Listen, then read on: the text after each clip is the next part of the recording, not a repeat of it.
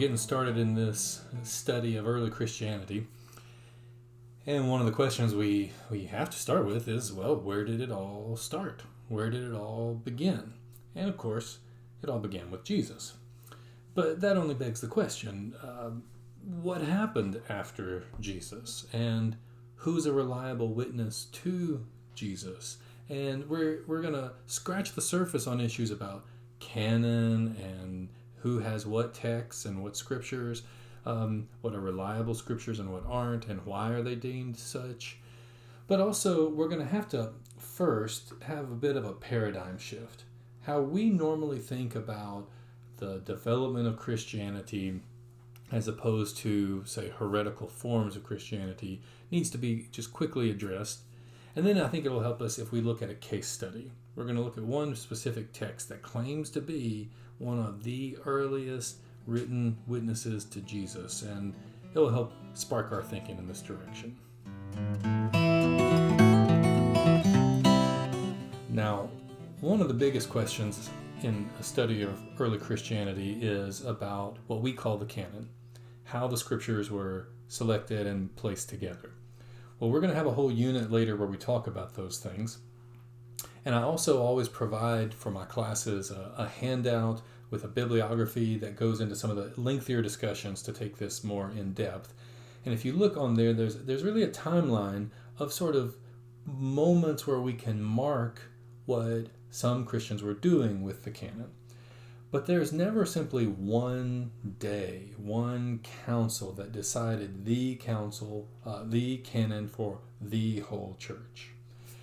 And so when you look back, especially at the earliest centuries, you are looking at something where it's just not neat and tidy. And along with that, you have this selection of what we call apocryphal texts and even heretical texts, and it's easy for us in hindsight to say, oh, look, here was the right scriptures and there were the wrong scriptures.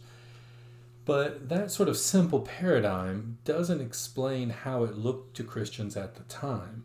And it doesn't really help us if we're trying to understand how these things unfolded. In fact, today, a lot of scholars and historians wouldn't even think in terms of what traditionally we call Christianity versus heresy. Instead, a lot of scholars today would think in terms of, and this might be controversial, Christianities, plural. And how in the world could you say there are multiple valid versions of Christianities? Well, this is meant to be controversial and to press our thinking and to make us a bit uncomfortable. But I think I can ease the tension some if you fast forward a little bit to church history.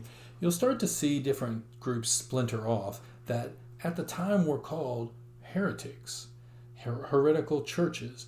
But today, thanks to ecumenical dialogue and interaction between church leaders, at great length of studies, we've come to realize that these groups were never really seeing one another as heretics. Their doctrines weren't really different in terms of heresy. At least for some of these groups, there was misunderstandings and problems in translation. So today we have groups that look very much like, say, Eastern Orthodox Christians, but they actually officially belong to different churches. These churches are in schism with one another, and even though they're in dialogue with one another and no longer excommunicated, sadly they are neither incommunicated, whatever that means. If you were to line up all of these different bishops representing all the different churches, their archbishops, their patriarchs, their important leaders, one you would name would be this person in the center. His name is Patriarch Theophilus III, or Theo, as he's known to his friends. Okay, I'm just kidding. He's not known like that to his friends. Get that person out of there. One of those persons clearly doesn't belong with the rest. Well, in reality, in official doctrine, one of these persons does not belong with the rest, because all of these others would technically be considered schismatic, not the right form of Christianity if you belong to, say, Eastern Orthodox Christianity, like the Patriarch of Jerusalem representing the Greek Church. Well, Once we realize this sort of dynamic, it probably helps us think a little easier in terms of what I'm trying to get at here when I talk about the paradigm shift. Traditionally, we would think of Christianity as being the traditional form of the faith, going all the way back to Jesus himself. But of course, anything that deviates from that, we would call heresy. Well, that's the traditional view, but that's not really how historians look at this at all. And again, it would not have been quite that simple in ancient times. Instead, how historians think of this in revisionist terms today is you think of Jesus as the person whom all Christians were trying to be faithful to, and yet when Christianity erupted onto the scene in history, and it really just exploded into the Roman Empire and beyond, you had, unsurprisingly, diverse Christian groups, or maybe some would call them Christianities. And who's to say which is the right and valid form? We have to take these on a case-by-case basis. Now, along with that sort of paradigm shift, you can see that you've got to rethink how you understand different scriptures. Are these heretical, apocryphal texts evil, wicked people who have twisted the truth from its original meaning?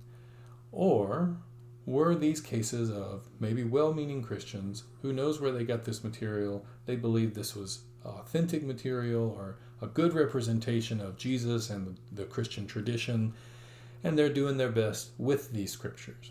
So then the question arises, how do you know which is right and which is not? My church may have the Gospel of Matthew. Your church may have the Gospel of John. Someone else's church may have the Gospel of Thomas. And how do we compare notes on all of these things? Well, we're just scratching the surface on that today, but I think we'll take one good case study to at least get us thinking, and then we'll come back again another day and look more in depth at one of those texts in particular.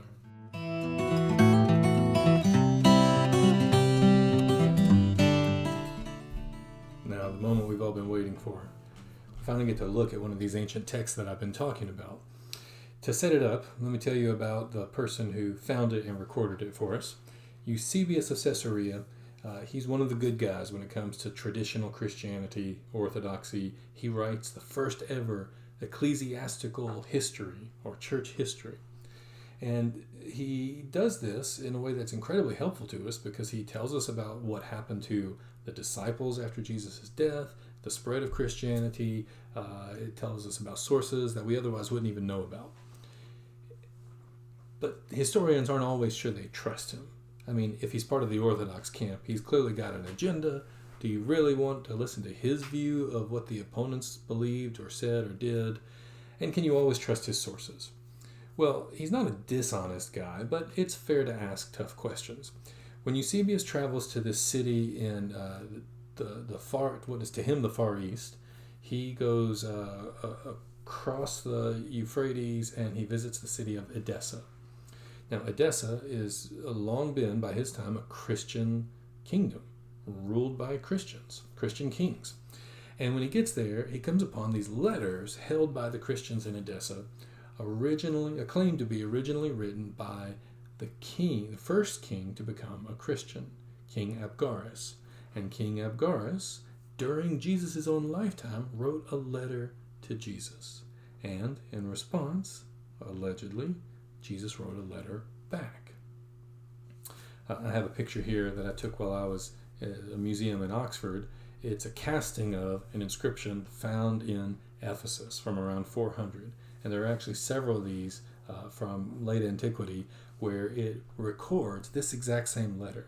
Apparently this letter really captured the attention of a lot of Christians, and this was celebrated.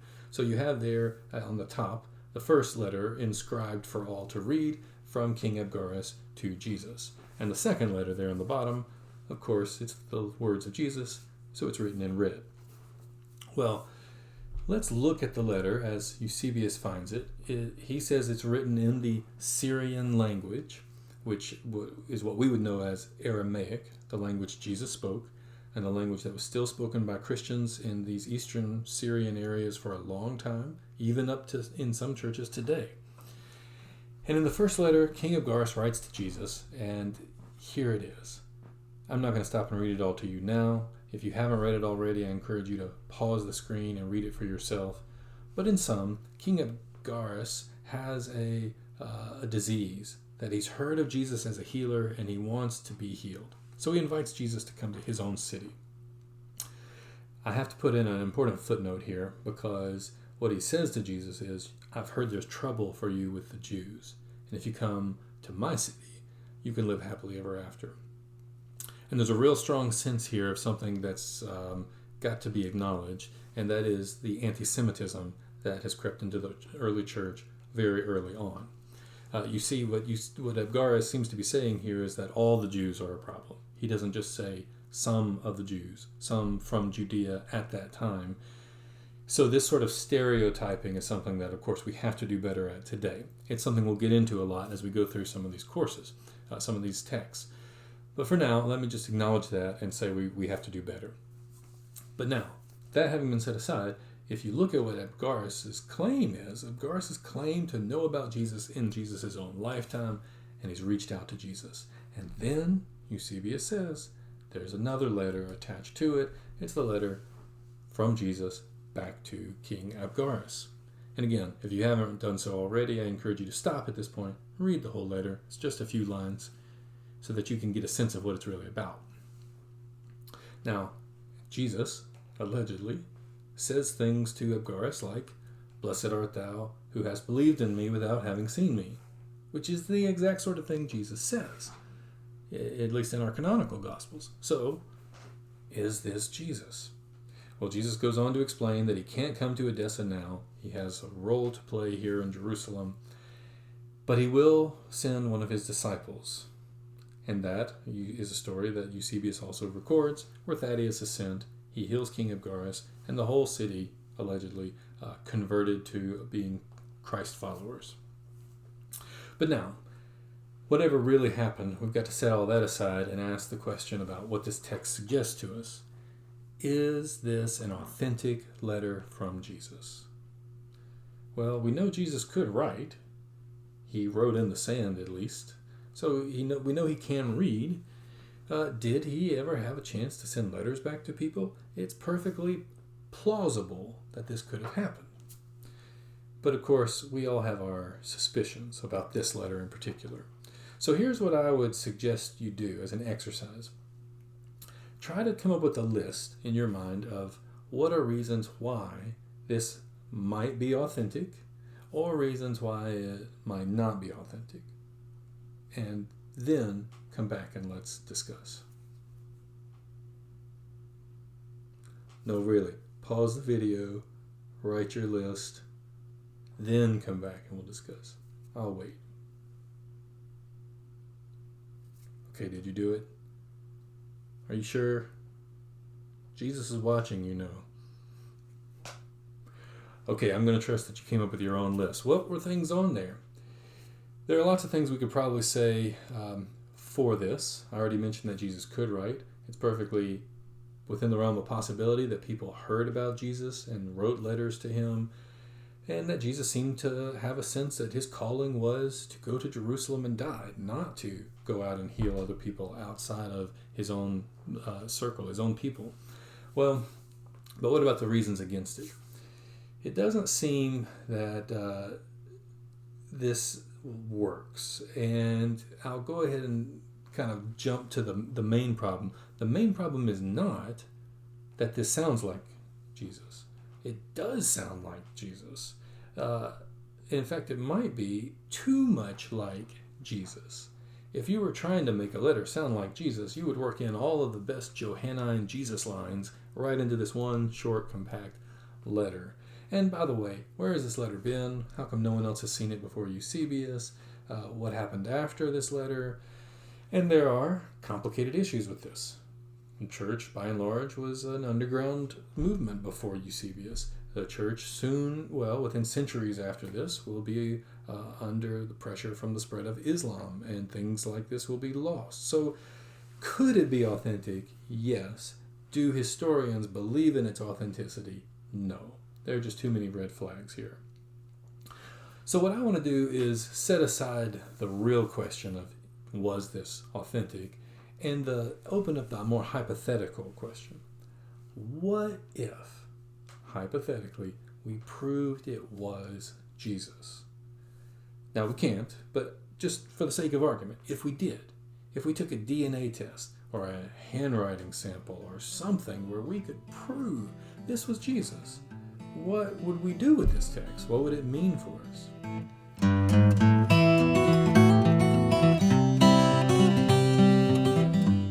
Well, there's lots of ways we could answer that question, but for now, I'm afraid I have to leave it as a question. And the reason I'm doing that is because we're going to come back, and in our next segment, we're going to talk about another case that some claim has authentic words of Jesus in it, but it's not in our canon. We're going to look at the Gospel of Thomas. And when we look at that, we're going to have to ask, what if some of these sayings are authentic to Jesus? What does that mean? And I would leave us with this. There are many texts that have emerged through discoveries that claim to in some way be a gospel or a source that points us to Jesus. And this makes a lot of traditional Christians nervous. Well, I want to reassure people that we don't have to be scared of history. Christians believe that God is the God of history. And if we are hearing about these sources, I think the best thing we can do is go read them for ourselves and go see what is in them and what is so apparently threatening, and then what in them might we realize very quickly that is not threatening at all. Maybe this simply helps us understand how Christianity developed later, how some Christians understood Jesus, and it may not be a threat to our faith and to our Bible. But we are going to leave it as an open question, and we'll talk about it more when we come back.